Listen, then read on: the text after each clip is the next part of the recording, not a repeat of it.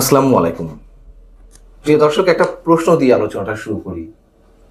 সারা পৃথিবীর কথা বাদ দিলাম, এই বাংলাদেশে যে কবার সামরিক অভ্যুত্থান হয়েছে, সামরিক কু হয়েছে, কিংবা সামরিক বাহিনী ক্ষমতা নিয়েছে, তার কোনোবারই কি সাধারণ সামরিক কর্মকর্তাদের সঙ্গে বৈঠকে বসে আলোচনার মাধ্যমে এই ধরনের কোনো সিদ্ধান্ত নেওয়া হয়েছে, নাকি খুবই সন্তর্পণে, খুবই গোপনে হাতে গোনা কয়েকজন শীর্ষ সামরিক কর্মকর্তাদের সঙ্গে সংশ্লিষ্ট সেনা প্রধানেরা আলোচনা করে এই সিদ্ধান্তগুলো নিয়েছেন? উত্তর আমার বলার প্রয়োজন নেই, এটি আমরা সবাই জানি যে কিভাবে কি হয়ে থাকে। এই প্রশ্নটি এই জন্যই তুললাম যে এরকম একটি ধারণা বা এরকম একটি গুঞ্জন তো এর মধ্যে প্রতিষ্ঠিত হয়েছে যে সেনাবাহিনী ক্ষমতা নিতে যাচ্ছে, এবং যেই বৈঠকটি অনেকে বলছিলেন যে মঙ্গলবার হবে সেনা সদরে, যে রুটিন একটি বৈঠক সেনা প্রধান উপস্থিতিতে, সেটি 21শে মে বুধবার সকালে অনুষ্ঠিত হবে। সেই বৈঠকে নাকি এই ধরনের সিদ্ধান্ত নিতে যাওয়া হচ্ছে, এরকম খবর কেউ কেউ প্রকাশ করছেন, গুঞ্জনে আসছে। এটি স্রেফ আমার কাছে হাস্যকর একটি বিষয়। হ্যাঁ, আমি শুরু থেকে বলে আসছি যে করিডোর বিষয়ে কোনো ধরনের কোনো আলোচনা উঠতে পারে, সেনাপ্রধান এই বিষয়ে আলোচনা তুলতে পারেন, অথবা এটিও তেমন হওয়ার সম্ভাবনা নেই। সম্ভবত সেনাপ্রধান যেটি করতে পারেন যে ঊর্ধ্বতন সামরিক কর্মকর্তাদের মনোভাব এই বিষয়ে কি সেটা তিনি বোঝার চেষ্টা করতে পারেন। কিন্তু ভারতীয় গণমাধ্যম নানান ধরনের খবর দিচ্ছে। সেনাপ্রধানের সঙ্গে আমাদের প্রধান উপদেষ্টার একটা দূরত্ব তৈরি হয়েছে, এটি অনেক আগে থেকে নানানভাবে আমাদের সামনে এসেছে, কেউ কেউ মন্তব্য করেন। এবং নতুন করে যে গুঞ্জন, নতুন করে যে ফিসফিসানি যে সেনাপ্রধান জেনারেল ওয়াকারুজ্জামানকে যে কোনো সময় সরিয়ে দেওয়া হতে পারে, সেনাবাহিনী কি করতে যাচ্ছে, কি করবে, এটি নিয়ে বেশ আগে থেকেই ভারতের বিভিন্ন গণমাধ্যম নানান ধরনের উত্তেজক খবর প্রচার এবং প্রকাশ করে আসছে, যার অধিকাংশই গুজব। তবে এগুলোর কোনোটির যে একেবারে ভিত্তি নেই তাও কিন্তু নয়, একেবারে উড়িয়ে দেওয়া যায় না। তবে আমি আবারও বলছি, অধিকাংশই গুজব।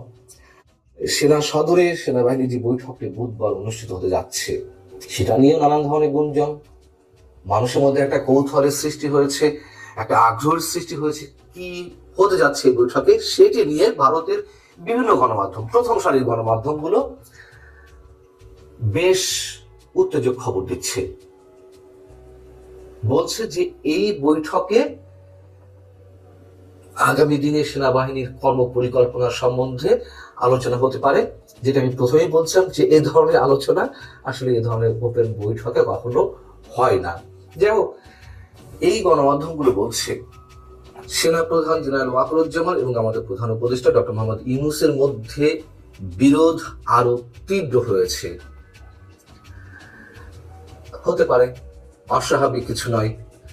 এবং সেনাপ্রধানের সবচেয়ে বড় উদ্বেগ এই মুহূর্তে সেটি হচ্ছে বিদেশি হস্তক্ষেপের কারণে বাংলাদেশে একটা ভয়ঙ্কর অস্থিতিশীলতার সৃষ্টি হতে যাচ্ছে, এবং সেটি সরকারের কারণে হতে যাচ্ছে।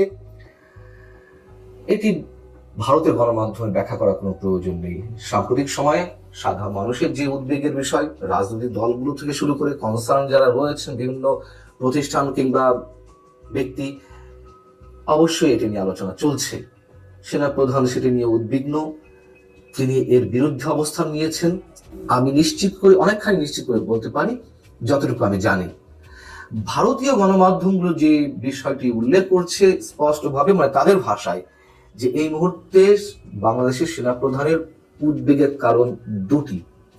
একটি হচ্ছে যত দ্রুত সম্ভব এবং একটি ইনক্লুসিভ নির্বাচন করা, সেটি সম্ভব হবে কিনা সেটি নিয়ে তিনি যথেষ্ট উদ্বেগের মধ্যে রয়েছেন। এটি খুবই স্বাভাবিক। তিনি তার চাওয়াটা তিনি প্রকাশ্যে নিজেই বলেছেন গত 25শে ফেব্রুয়ারি সাবেক সামরিক কর্মকর্তাদের উদ্যোগে আয়োজিত একটি অনুষ্ঠানে, পিলখানা ট্রাজেডি দিবস নিয়ে।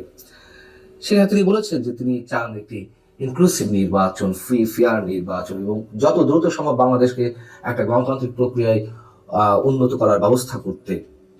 এটা তো সত্য কথা। আর তার দ্বিতীয় যে উদ্বেগ সেটি হচ্ছে, যেটি এই মধ্যে বলেছে, যে তাকে যে কোনো সময় সরানো হতে পারে এবং তার আফটার ইফেক্ট কি হতে পারে অনেকেই অনুমান করার চেষ্টা করছেন। এই গণমাধ্যমগুলো বলছে যে জেনারেল ওয়াকারুজ্জামান শুরু থেকেই আমাদের প্রধান উপদেষ্টা ডক্টর মোহাম্মদ ইউনূসকে সাহায্য করার চেষ্টা করছিলেন, কিন্তু বিদেশি হস্তক্ষেপের কারণে যে দূরত্ব সৃষ্টি হয়েছিল এর মধ্যে নানান ইস্যুতে, সেটি আরো তীব্র হচ্ছে বা তীব্র হয়েছে। আবারও বলি যে এটা সত্য কথা, সেনা প্রধান এবং সেনাবাহিনী এই ইস্যুতে অবশ্যই বাংলাদেশের পক্ষে। দেখুন,